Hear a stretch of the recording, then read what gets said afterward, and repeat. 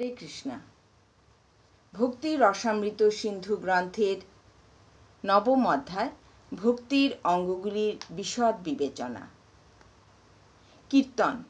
লিঙ্গ পুরাণে ভগবানের মহিমা কীর্তন সম্বন্ধে বলা হয়েছে যে ভগবানের মহিমা নিরন্তর কীর্তনকারী ব্রাহ্মণ অবশ্যই কৃষ্ণ লোক প্রাপ্ত হন। দেবাদিদেব মহাদেবের স্তুতি থেকেও এই কীর্তন শ্রীকৃষ্ণের অধিক প্রিয়। সংকীর্তন। কেউ যদি উচ্চস্বরে ভগবানের লীলা, গুণ, রূপ আদির মহিমা কীর্তন করেন তাকে বলা হয় সংকীর্তন। সংকীর্তন বলতে সমবেতভাবে ভগবানের দিব্য নাম কীর্তনকে বোঝায়। বিষ্ণু ধর্মে এই সংকীর্তনের মহিমা বর্ণনা করে বলা হয়েছে, এই কৃষ্ণ নাম এতই পবিত্র যে এই নাম কীর্তনের ফলে তৎক্ষণাৎ জন্ম জন্মান্তরের পুঞ্জীভূত পাপ থেকে মুক্ত হওয়া যায়। এই কথাটি ধ্রুব সত্য।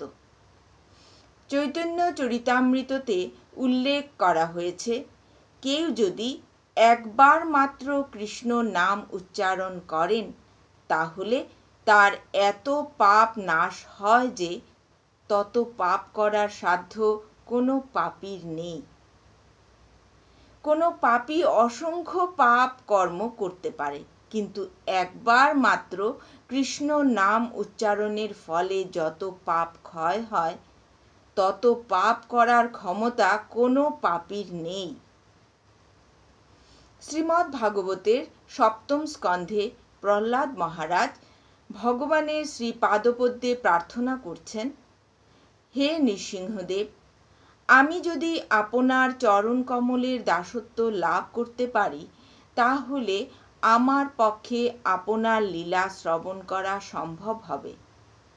আপনিই হচ্ছেন পরম সুহৃদ, পরম আরাধ্য ভগবান। আপনার দিব্য লীলাসমূহ শ্রবণ করা মাত্র সমস্ত পাপ দূর হয়ে যায়।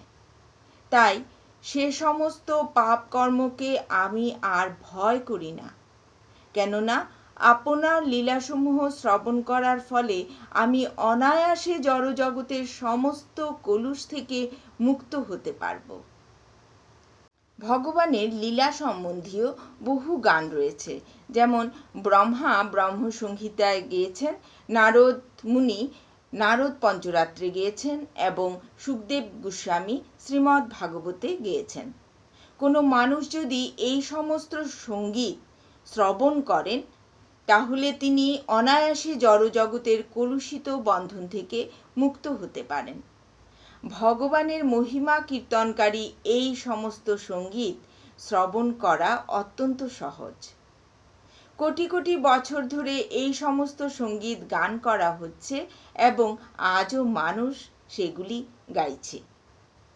সুতরাং এই সুযোগের পূর্ণ সদ্ব্যবহার করে কেন মানুষ জড়জগতের কলুষিত বন্ধন থেকে মুক্ত হওয়ার চেষ্টা করবে না?